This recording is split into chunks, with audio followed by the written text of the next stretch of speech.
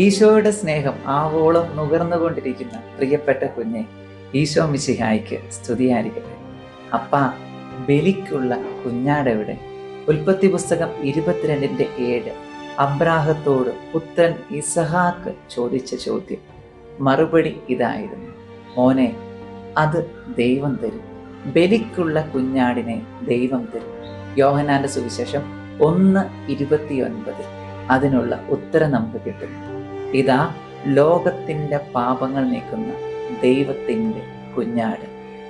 യെശയ്യാ പ്രവചനം 50:5 വചനം പറയുന്നു: അടിച്ചവർക്ക് പുറവും താടിമീശ പറിച്ചവർക്ക് കവിളുകളും അവൻ കാട്ടിക്കൊടുത്തു, അവനൊന്നും ഉരിയാടിയില്ല. വീണ്ടും യെശയ്യാ പ്രവചനം 52:16 വചനം ഇപ്രകാരം പറഞ്ഞു വയ്ക്കുന്നു: ദാ അവനെ കണ്ടവർ അമ്പരന്ന് പോയി, മനുഷ്യനെന്ന് തോന്നാത്ത വിധം അവൻ വിരൂപനായിരിക്കുന്നു. വീണ്ടും യെശയ്യാ പ്രവചനം 53:5 തിരുവചനം ഇപ്രകാരം പറയുന്നു: നമ്മുടെ അകൃത്യങ്ങൾക്ക് വേണ്ടി അവൻ ക്ഷതമേൽപ്പിക്കപ്പെട്ടു, നമ്മുടെ അതിക്രമങ്ങൾക്ക് വേണ്ടി അവൻ മുറിവേൽപ്പിക്കപ്പെട്ടു. വീണ്ടും യെശയ്യാ പ്രവചനം 53:7 വചനം പറഞ്ഞു വയ്ക്കുന്നു: അവൻ പീഡിപ്പിക്കപ്പെടുകയും മർദ്ദിക്കപ്പെടുകയും ചെയ്തു, എങ്കിലും അവൻ ഉരിയാടിയില്ല. കൊലയ്ക്ക് കൊണ്ടുപോകുന്ന കുഞ്ഞാടിനെ പോലെയും രോമം കത്രിക്കുന്നവരുടെ മുൻപിൽ നിൽക്കുന്ന ചെമ്മരിയാടിനെ പോലെയും അവൻ മൗനം പാലിച്ചു. എന്തിനു വേണ്ടിയായിരുന്നു ഈ മൗനം? ഹെബ്രായ ലേഖനം 9:22 വചനം പറഞ്ഞു വെക്കുന്നു: രക്തം ചിന്താതെ പാപമോചനമില്ല. രക്തം ചിന്താതെ പാപമോചനമില്ല. എന്തിനു വേണ്ടി? കുഞ്ഞാടായി കർത്താവ് ഇറങ്ങി വന്നു. ഹെബ്രായ ലേഖനം 9:22 വചനം നമ്മൾ കേട്ടു. രക്തം ചിന്താതെ പാപമോചനമില്ല.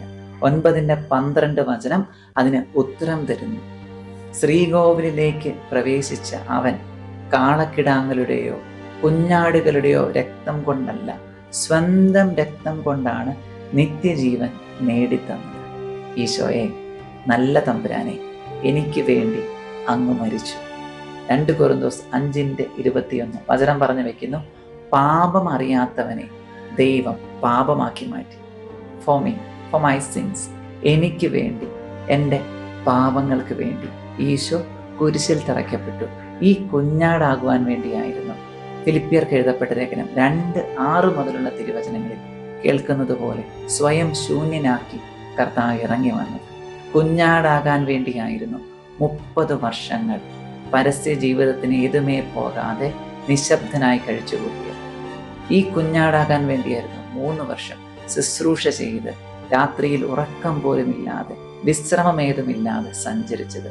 ഈ കുഞ്ഞാടാകാൻ വേണ്ടിയായിരുന്നു ഈശോ പീഡകളെല്ലാം സഹിച്ചത്. ഈ കുഞ്ഞാടാകാൻ വേണ്ടിയായിരുന്നു നിന്നയിൽ നിന്നും തുപ്പലിൽ നിന്നും അവിടുന്ന് മുഖം തിരിക്കാതിരുന്നത്.